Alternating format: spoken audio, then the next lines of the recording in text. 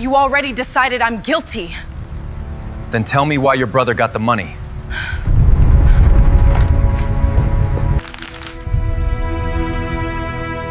You don't get to decide what my silence means, Simone said, keeping her voice level, while Hyun-woo held a bank report showing $25,000, authorized through her consulting credentials, and routed into a company registered to her brother.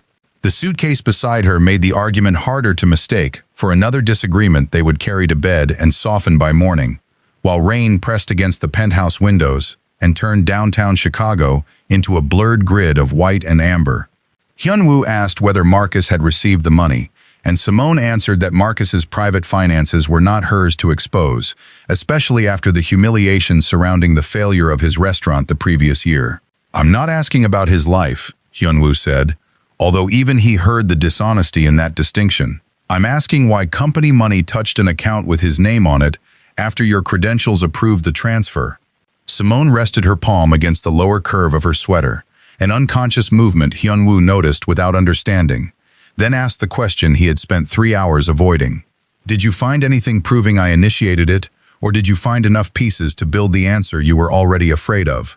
3 days earlier, Jun-suk had flagged the transaction during an internal review of accounts associated with a redevelopment project Hyun-woo had recently delayed, and the first report had seemed almost embarrassingly straightforward.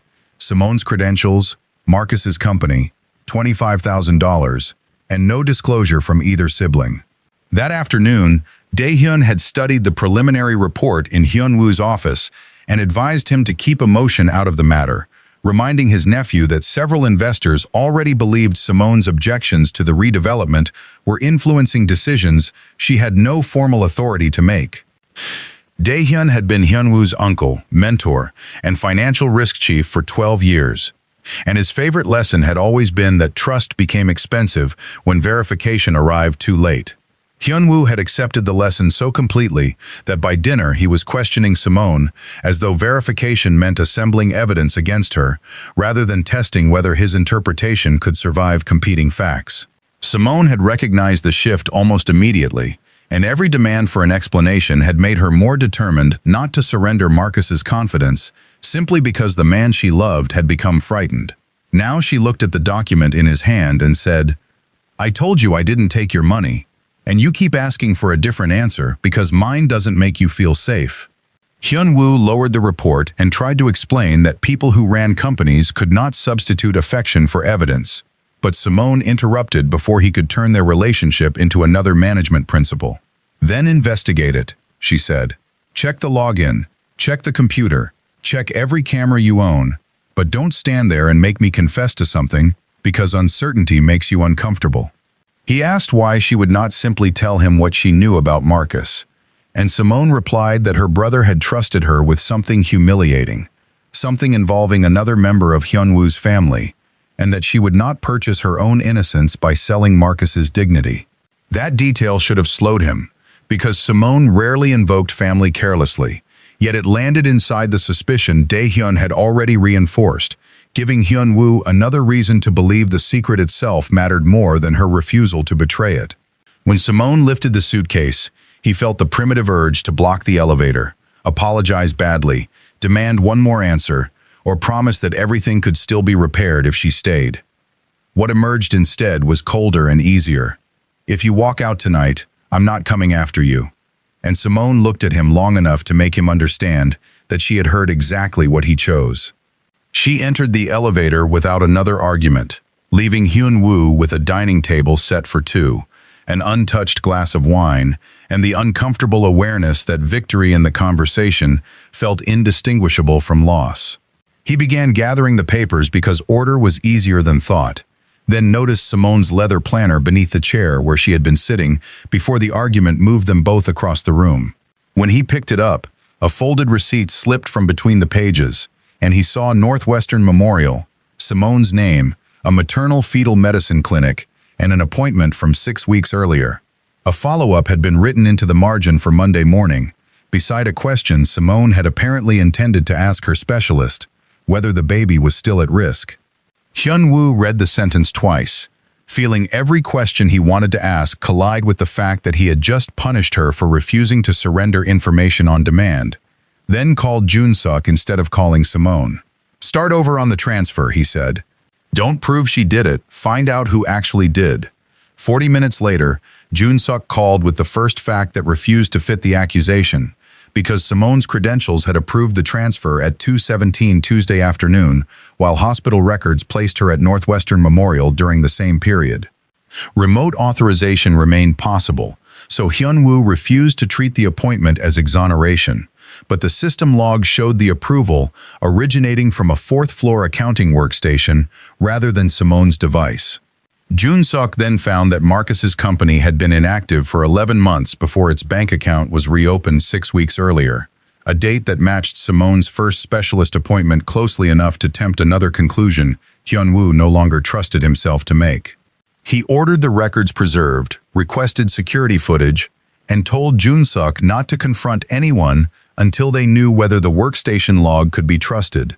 Minutes later, another message arrived showing that the accounting suite had been entered shortly before the authorization by someone whose badge had been used there many times for legitimate business.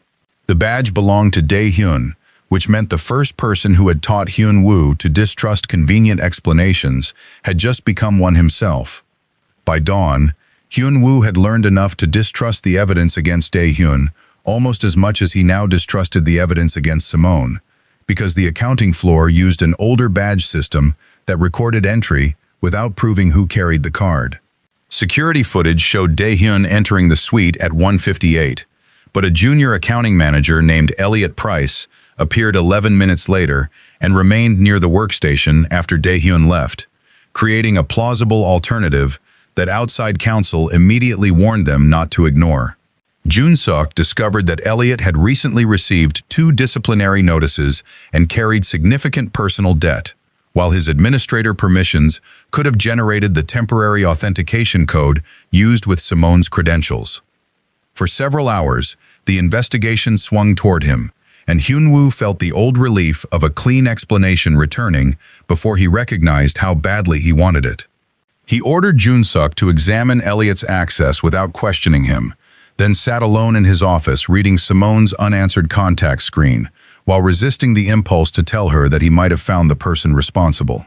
By 8 that morning, the most responsible thing he could offer her remained something he had once considered intolerable: no conclusion at all. Across Hyde Park, Simone woke on Danielle's couch after sleeping badly enough that the dull pressure beneath her ribs frightened her until water and several minutes of rest eased it, leaving behind the familiar anxiety that had accompanied the pregnancy since her 14-week scan. Dr. Morris had found a placental abnormality requiring closer observation, and although no physician had told Simone catastrophe was inevitable, phrases such as bleeding risk, additional monitoring, and call immediately had become difficult to keep from replaying whenever her body felt unfamiliar. She had planned to tell Hyun-woo after Monday's appointment because she wanted to give him information rather than possibilities, yet she knew that explanation concealed another truth. She had seen how helplessness hardened him, and she had postponed discovering whether he could share fear without trying to control it. Danielle had not been told about the complication either, which made Simone recognize that the secrecy was larger than Hyun-woo, even if his behavior had justified some of her caution. Her phone rang while she was making tea, and Marcus skipped any greeting before asking whether Hyun-woo had discovered something involving his old restaurant company. Marcus explained that Dae-hyun had helped negotiate with creditors after the restaurant failed, saving him from a lawsuit he had been too ashamed to discuss outside the family, then called 6 weeks earlier asking him to reopen the dormant account for what he described as a temporary investment transaction. He said it would come in and go back out, Marcus told her. I owed him, Simone, and I didn't think 25 grand meant anything to people like them. She asked whether he still had Dae-hyun's instructions, and Marcus admitted most had arrived through email, although one routing change had been given during a phone call he had not recorded. Simone told him to preserve everything and contact no one connected to Hyun-woo's company, resisting the instinct to promise that he was safe when she did not know whether he was. Marcus then mentioned something he had dismissed at the time. Dae-hyun had asked whether Simone still objected to the redevelopment and whether Hyun-woo was listening to her about tenants again. The question did not prove a scheme, but it gave the transfer a possible purpose beyond theft. and Simone called Hyun-woo because withholding that information would no longer protect Marcus. It would protect whoever had used him. Hyun-woo listened without interrupting while Simone described Dae-hyun's assistance and Marcus's reopened account, then told her about the badge record and the competing evidence involving Elliot. Simone expected him to minimize the uncertainty, but he admitted they did not yet know who had used her credentials and that Dae-hyun's presence alone was not proof. "So you still don't know whether you believe me," she said, regretting the bitterness before she finished the sentence, and Hyun-woo answered, "I believe you told me you didn't do it. I'm trying to understand why that wasn't enough for me before the record started changing." The answer did not repair anything, although it prevented the conversation from becoming another argument, and Simone eventually told him Monday's appointment was at 10, while making clear she was not asking him to attend. Hyun-woo said he understood, then mentioned finding the planner and seeing only the receipt and handwritten note after it fell out. He asked no medical question, and Simone ended the call uncertain whether his restraint represented genuine change or merely guilt disciplined by fresh evidence. That afternoon, the promising case against Elliot collapsed when forensic specialists established that his administrator account had been locked during the authorization because of the disciplinary review, making the apparent permissions visible in the system but unusable without a higher-level override. The same review uncovered a maintenance ticket showing Dae-hyun's badge had been temporarily reissued 2 months earlier after he reported it damaged, which initially weakened the access evidence until security confirmed the replacement card had been activated and the damaged one permanently disabled. More importantly, the authentication server recorded the temporary code through a hardware token assigned personally to Dae-hyun, a device requiring both possession and a PIN, while footage showed him carrying the small black token case when he entered accounting. Outside counsel still refused to call that conclusive because legitimate compliance testing could explain the override, and Hyun-woo appreciated the caution precisely because it frustrated him. Then Jun-suk recovered an internal memo circulated 3 weeks earlier among 2 executives reporting to Dae-hyun, describing Simone's influence over the redevelopment as a governance problem that needed to be contained before financing closes. Hyun-woo read the sentence without deciding what it meant, but for the first time he could see how the $25,000 might have been designed to buy something more valuable than money. Sunday's interview began with independent counsel asking Dae-hyun about the hardware token rather than the transfer, and he answered calmly that he had authorized a compliance test after concerns arose over Simone's consulting privileges. When counsel requested the written test plan, Dae-hyun said the review had been informal, then pointed toward Elliot's earlier security problems as the reason he had wanted to understand whether administrative credentials could be misused. The explanation accounted for enough facts to prevent an easy accusation, and Hyun-woo watched his uncle use that plausibility with the patience of someone accustomed to surviving rooms where everybody else wanted certainty faster than the evidence permitted. Dae-hyun admitted asking Marcus to reopen the account, but described it as a harmless conduit for internal funds, insisting no money had disappeared and no accusation against Simone had ever been formally made. "You knew I would see her credentials and Marcus's name," Hyun-woo said, and Dae-hyun responded that he expected his nephew to investigate rather than accuse anyone, which landed with particular cruelty because it was technically what Hyun-woo should have done. Before the interview ended, Dae-hyun asked whether Simone had already convinced him that ordinary controls were somehow an attack on her, forcing Hyun-woo to recognize the old pressure hidden beneath a reasonable question.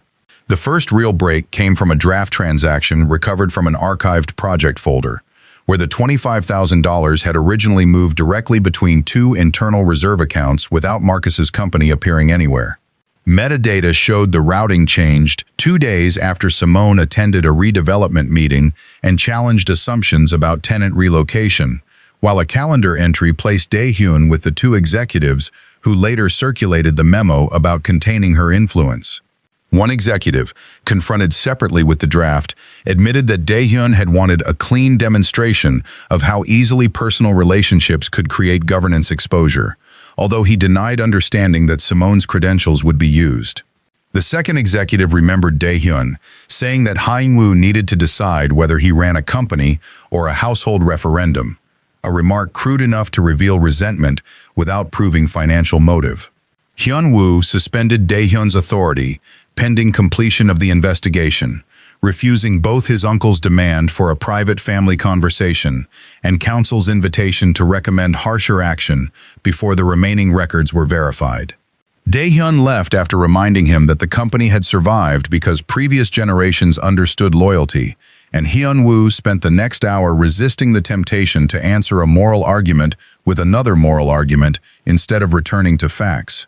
Monday morning, Simone sat alone while Dr. Morris repeated one measurement twice, asked the technician to change the angle, and requested several additional images before discussing what she saw. The delay frightened Simone more effectively than dramatic language could have, because physicians who were genuinely worried rarely needed theatrical voices, and she concentrated on the edge of the examination table while the monitor displayed shapes she could not interpret. Dr. Morris eventually explained that the placental condition remained stable, and fetal growth looked appropriate, although one blood flow reading sat close enough to the lower end of normal that she wanted another scan sooner than previously planned. Simone asked whether the baby was in danger, and the doctor answered carefully that there was no evidence of immediate distress, while reminding her to call for bleeding, persistent pain, reduced movement later in pregnancy, or anything that felt meaningfully different. Outside the clinic, Simone found Hyun-woo's message wishing them good news without asking to be updated, and she sat in her car until the relief stopped shaking through her hands. She finally wrote that the baby looked stable but would be monitored more closely, and his reply thanked her without requesting the details she had deliberately withheld. The investigation became less comfortable that afternoon when Jun-suk discovered that the reserve account receiving the transferred money belonged to the redevelopment financing structure, making the transaction capable of suggesting that Simone had indirectly interfered with project funds through her brother. More damagingly, corporate ownership records showed Dae-hyun held an undisclosed interest through a family trust in one of the financing partnerships positioned to receive a performance fee if the original project closed before year-end. The interest had existed for years and was not illegal by itself, which allowed Dae-hyun to argue that its omission resulted from an outdated disclosure schedule, while counsel warned Hyun-woo that motive still required proof of intent. Then the team found an email from one executive asking whether the Carter issue would be resolved before the financing vote, followed by Dae-hyun's reply that Hyun-woo would see the risk for himself. Nothing in the message explicitly ordered a frame-up, yet the combination of financial benefit, altered routing, Simone's credentials, and Marcus's account made coincidence increasingly difficult to defend. Hyun-woo authorized a broader independent review, knowing it could delay financing and trigger lender scrutiny, and within 2 hours the first investor threatened to walk if he did not contain what the man called a family dispute. Simone learned about that threat from Jun-suk several days later, not from Hyun-woo, and the omission initially angered her because it resembled the same protective silence she had begun questioning in herself. When she called, Hyun-woo explained that he had not hidden the investor problem, but had decided against presenting the financial cost as evidence that she owed him forgiveness, which sounded suspiciously polished until she asked whether he was frightened. He admitted that he was terrified of damaging hundreds of innocent employees because of decisions made by a few executives, and equally terrified that fear of those consequences would become his excuse for concealing misconduct. The imperfection of the answer reassured Simone more than confidence would have, and she told him her next scan had been moved forward by a week. After several seconds, she asked whether he wanted to come, then established that he would meet her in the lobby, arrive alone, and let her decide which questions belonged in the examination room. Hyun-woo agreed without adding conditions, while both of them understood that attending a medical appointment would be easier than what waited afterward, because the investigation was approaching a point where doing the right thing could no longer remain privately admirable. Hyun-woo arrived 12 minutes early and remained in the lobby until Simone stepped from the elevator, resisting the old impulse to improve her instructions by anticipating needs she had not expressed. During the scan, Dr. Morris studied the same blood flow measurement that had caused concern the previous week and found it comfortably within the normal range, while the placental condition remained unchanged and the baby's growth continued appropriately. Hyun-woo kept his questions to the two Simone explicitly invited him to ask, although his hands remained clasped tightly enough that she noticed the pale pressure around his knuckles. When the fetal heartbeat filled the room, he looked toward Simone before moving closer, and she placed her hand beside his on the examination table rather than asking him to pretend the moment meant more than it did. They walked afterward to a cafe, where Simone ordered tea, and Hyun-woo admitted that the independent review had confirmed Dae-hyun's undisclosed financial interest, but had not yet established whether regulators would consider the conduct criminal, civil, or merely a serious governance violation. Simone appreciated the distinction because certainty had already cost them enough, and neither wanted justice reduced to revenge simply because they had finally found someone else to blame. The temporary calm lasted 4 days before an anonymous packet reached a financial reporter containing the original transfer record, Simone's consulting agreement, and selected emails from the redevelopment dispute, arranged to suggest that Hyun-woo had allowed his pregnant partner to influence company funds for her brother's benefit. The reporter contacted the company before publishing, giving counsel only 6 hours to respond, while social media accounts connected to local business gossip began circulating fragments before any formal article appeared. Simone received 2 messages calling her a thief and another describing her as Hyun-woo's diversity conscience, language that turned her race, pregnancy, and relationship into the easiest possible explanation for a complicated financial story.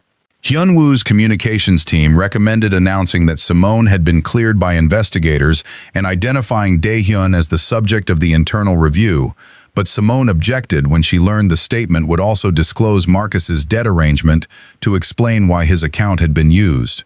"You don't get to save me by humiliating him," she told Hyun-woo over the phone, and he answered that counsel believed they could rebut the accusation without revealing Marcus's history if they accepted several hours of uncertainty, while supporting documents were assembled.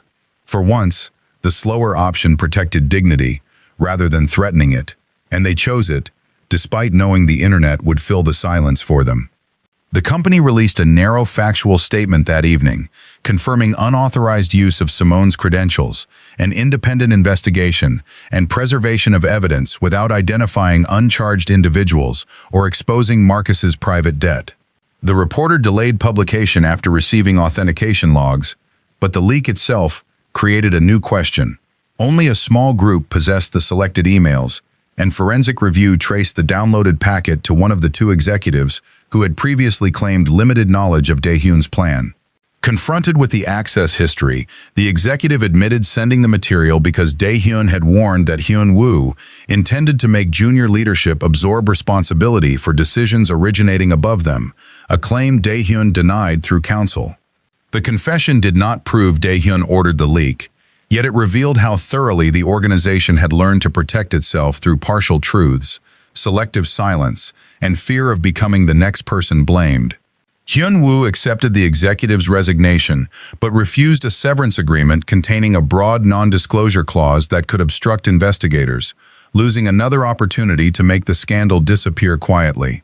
By the following morning, a lender suspended approval on the redevelopment financing until the governance review concluded, turning ethical reform into a measurable financial cost rather than an abstract demonstration of character.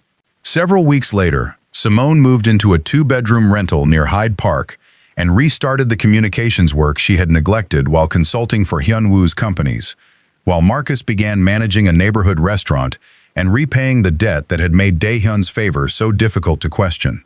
Hyun-woo attended therapy every Thursday, implemented independent review for major financial decisions including his own, and returned Simone's remaining belongings without using delivery as an excuse to see her.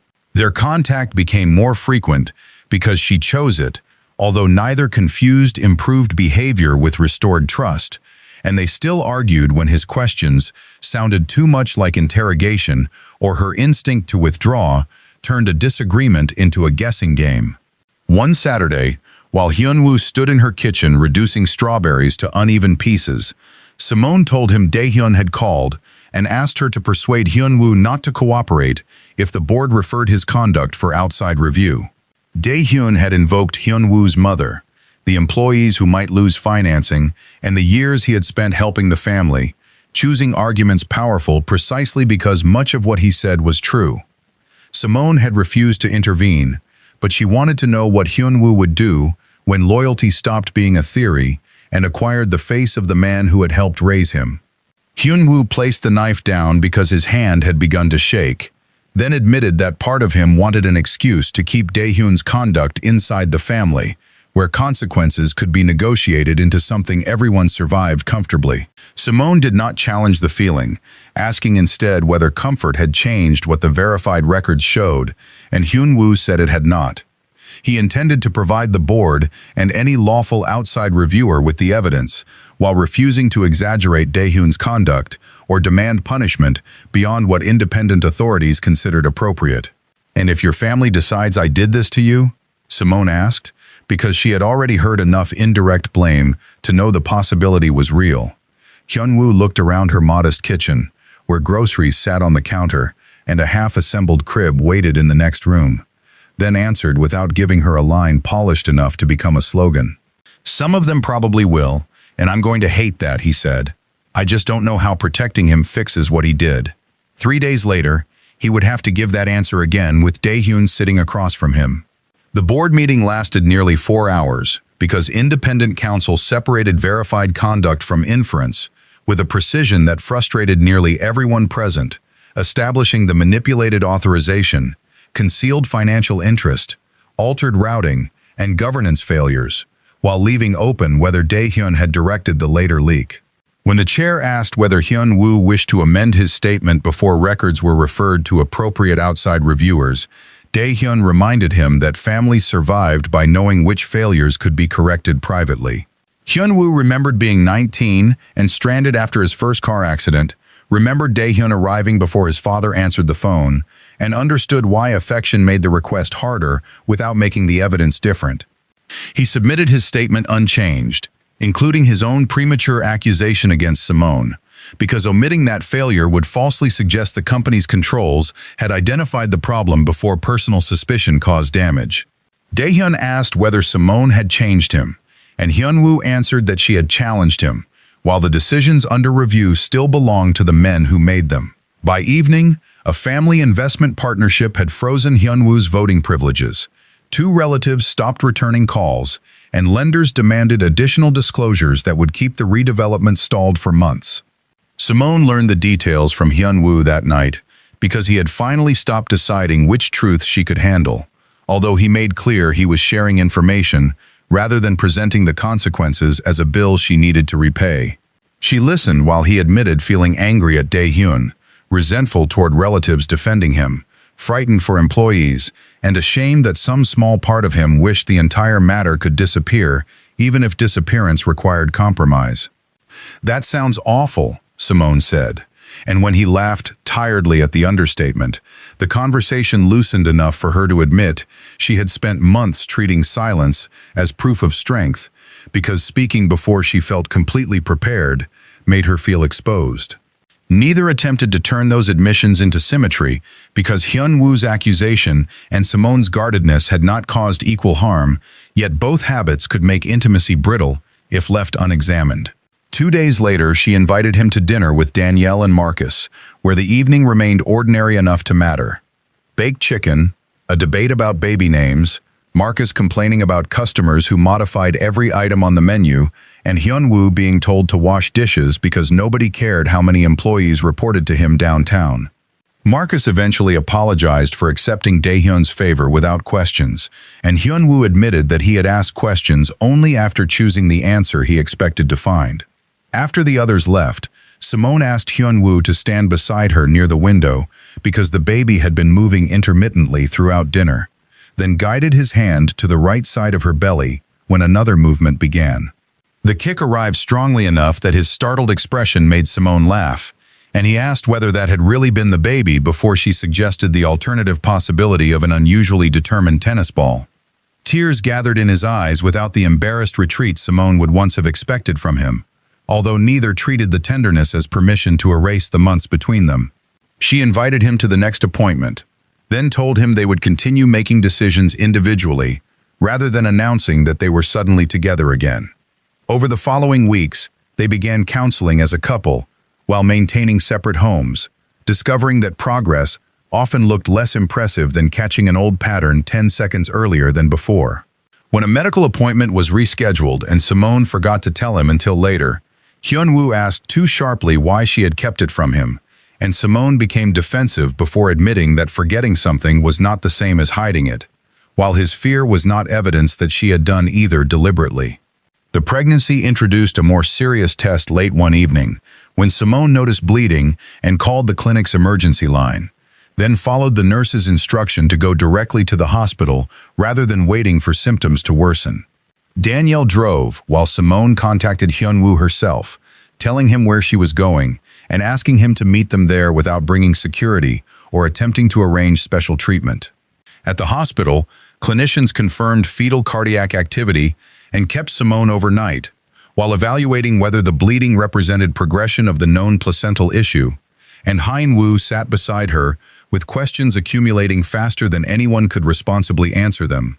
When a resident said the attending physician would return after reviewing imaging, Hyun-woo nearly reached for his phone to call someone senior in the hospital system, then asked Simone whether she wanted him to do anything instead.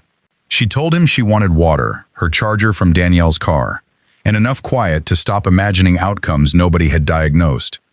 He brought all three, and several hours later, Dr. Morris explained that the bleeding had stopped, the baby remained stable, and Simone would need additional monitoring and reduced activity rather than emergency delivery. By morning, Simone was exhausted enough to say what she might otherwise have edited, telling Hyun-woo that she had once delayed sharing the pregnancy complication because she feared his concern would become surveillance, and every decision about her body would somehow acquire his approval process. He did not defend the man he had been, although he admitted hearing that hurt more than he wanted her to know, and Simone replied that pain was not always an accusation requiring an answer. She also acknowledged that the previous night had frightened her into recognizing the opposite danger, because independence became another kind of prison when she treated asking for help as surrender. Hyun-woo drove her home after discharge, carried the hospital bag upstairs, and left when she said she needed to sleep, returning only that evening after she texted that soup would be useful. The redevelopment remained stalled. Daehyun's case continued through formal channels, and nobody received a miraculous restoration simply because the baby was safe. Yet the crisis gave Simone and Hyun-woo a clearer measure of what they were building, because fear had entered the room again and, for once, neither of them had required the other person to become smaller before it could leave. 5 months later, at 2:43 in the morning, Hyun-woo sat in a rocking chair beside Simone's bedroom window, with their 6-week-old daughter sleeping against his chest, listening to the uneven newborn breathing that had reorganized his sense of what deserved immediate attention. Nia Carter Kang had arrived healthy after a final trimester, crowded with monitoring, cautious appointments, and one additional overnight observation that proved uneventful, while Simone emerged from delivery exhausted and unwilling to let gratitude become an excuse for anyone to romanticize how frightening the pregnancy had been. Hyun-woo never asked her to return to the penthouse, and he gradually became more familiar with the Hyde Park apartment than with rooms in his own home, learning which floorboard creaked near the nursery and which bottle warmer setting Simone considered unnecessarily aggressive. They were together again by then, although the phrase described a practice more accurately than a victory, because counseling continued, disagreements remained possible, and neither expected parenthood to repair damage that only their own behavior could address. Daehyun remained outside the company while regulatory and civil reviews proceeded, and Hyun-woo had learned to answer family questions without turning his uncle into either a monster or a martyr. The redevelopment eventually survived after months of restructuring, although its projected return fell enough to drive away another investor and force the company to reduce the original scale. Existing tenants received longer notice periods and funded relocation support.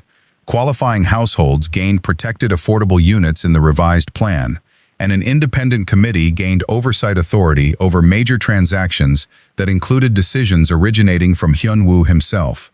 He did not describe those reforms as Simone's victory, because doing so would have converted his responsibilities into evidence of devotion and left her carrying blame whenever the reforms became expensive. Simone resumed her communications work gradually after Nia's birth, while Marcus remained at the neighborhood restaurant and repaid his remaining debt without pretending shame had disappeared simply because the investigation cleared him of wrongdoing. Danielle visited often enough to keep both new parents from becoming impressed with themselves, especially whenever therapy language crept into arguments about diapers, dishes, or whose turn it was to sleep.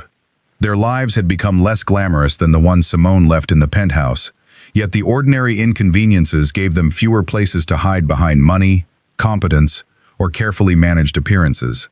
Nia shifted against Hyun-woo's chest, and he murmured that her mother believed he checked the room temperature too often, adding that he planned to preserve at least one unreasonable habit so the child would have something affordable to discuss in therapy someday. Simone answered from the doorway that volunteering their daughter for therapy before she could hold up her own head seemed premature, then crossed the room in a robe and accepted the baby while Hyun-woo collected the empty bottle and burp cloth. He had spent the previous 2 nights there because Simone asked him to, but his overnight bag remained small enough to remind both of them that they still maintained separate addresses. As he carried the bottle toward the kitchen, Simone asked him to wait, then spent several seconds adjusting Nia's blanket before explaining that she had been looking at houses online. Hyun-woo asked whether she wanted help with the search, and Simone said she wanted something more complicated. She wanted them to consider choosing a home together, provided it belonged equally to both of them, and carried none of the old assumption that entering his world required her to live by rules he had written before she arrived. They sat at the kitchen table while Nia slept against Simone, discussing neighborhoods, commuting distance, separate workspaces, finances, childcare, and whether keeping both current homes temporarily would make the transition safer rather than treating caution as evidence of weak commitment. Hyun-woo asked what Simone wanted placed in writing, expecting her to mention ownership percentages, and she surprised him by saying she wanted enough structure that neither person ever needed economic dependence to prove emotional trust. He agreed, then admitted he would probably struggle when planning could not remove every uncertainty, while Simone acknowledged she would probably still need reminders that asking for time was different from disappearing behind silence. Their conversation contained no declaration that either had become permanently healed, because both had learned how easily perfection became another performance people used to avoid telling the truth. Simone eventually said she was certain enough to take the next step without pretending certainty extended beyond what they could responsibly choose today, and Hyun-woo accepted that answer without asking her to make it larger. On the dresser in the next room, her old leather planner still held the hospital receipt from the night their relationship broke, but neither needed to retrieve it to understand what had happened afterward. The document had exposed a pregnancy and forced Hyun-woo to reconsider an accusation, yet paper had never repaired the damage, because evidence could establish innocence without teaching anyone how to deserve trust. That work had happened during the less dramatic months, when Simone learned to speak before fear made secrecy feel safer, while Hyun-woo learned that another person's boundary was information rather than opposition. It happened when Marcus accepted responsibility without accepting blame for Dae-hyun's choices, when Hyun-woo disclosed evidence that damaged his own family interests, and when Simone asked for help during a frightening hospital visit without believing dependence had erased her autonomy. None of those choices made the past harmless, and Simone still remembered the exact tone Hyun-woo had used when he told her he would not follow if she left. Hyun-woo remembered it too, which was why he never asked her to treat his later behavior as payment capable of canceling the original injury. They had stopped keeping score because accountability had become more useful when it changed tomorrow than when it merely rearranged yesterday. Near dawn, Simone placed Nia in the bassinet and returned to find Hyun-woo rinsing the bottle at the kitchen sink, where the first gray light had begun revealing rooftops beyond the window. She slipped her hand into his without asking him to interpret the gesture, and he held it while they discussed whether Saturday might be a reasonable day to view the first 2 houses Simone had saved. There would be contracts if they chose one, inspections, arguments over neighborhoods, nights when Nia refused sleep, family wounds that remained unresolved, and future fears neither of them could investigate before they arrived. Simone no longer needed Hyun-woo to promise that uncertainty would never hurt them, while he no longer needed her to prove love by eliminating every reason he might be afraid. What they could offer each other was smaller, harder, and finally believable. When the next incomplete fact appeared, when fear supplied the easiest explanation, and when silence tempted either of them to retreat behind an old defense, they would leave enough room for the other person's truth to arrive before deciding what it meant.